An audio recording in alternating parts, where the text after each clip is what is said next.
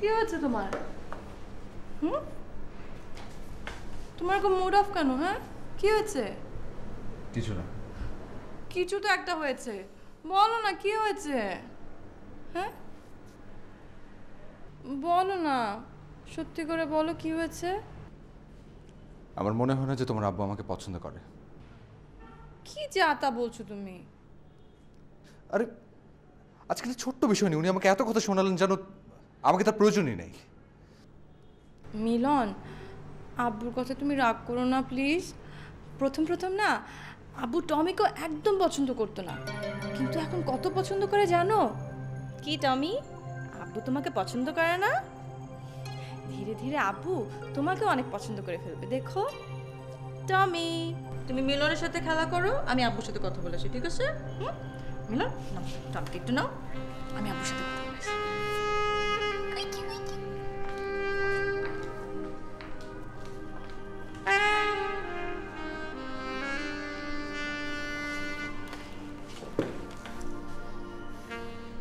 হ্যাঁ, সে তো ঠিকই রে মা, তা তো ঠিকই, কিন্তু মিলন যে অর্ডারটা পাস করেছিল তাতে কিন্তু কোম্পানির অনেক বড় ক্ষতি হয়ে যেত, সেটাই আমি ওকে একটু বুঝিয়েছি, এই আর কি, তেমন কিছুই বলিনি মা।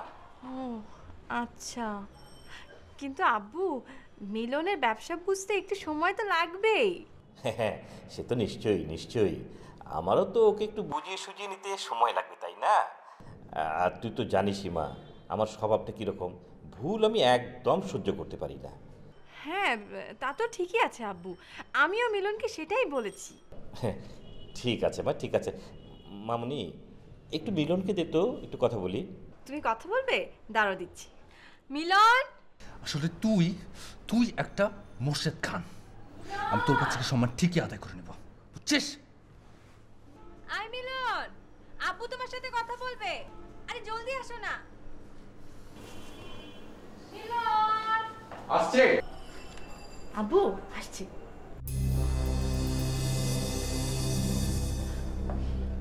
আব্বু কথা বলবে, আব্বু।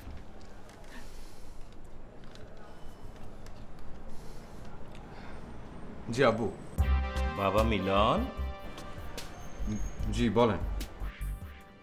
আর কোনোদিন যদি আমার বিরুদ্ধে একটা কথা আমার মেয়ের কাছে বলেছ, তাহলে তোমার যে কি হাল করব তা তুমি কল্পনা করতে পারবে না।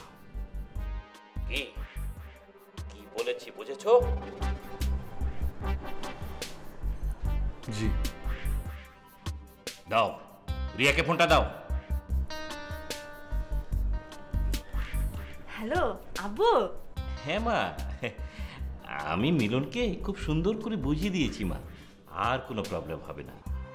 কিন্তু মা, ওকে তো কাজ শেখাতে একটু সময় লাগবে, তাই না? ঠিক আছে আব্বু, তুমি ওকে আচ্ছা মতো করে শেখাও, ঠিক আছে? ঠিক আছে মা। থ্যাংক ইউ আব্বু, রাখি, bye, love you. I love you too মা। কি খুশি তো? টমি, টমি।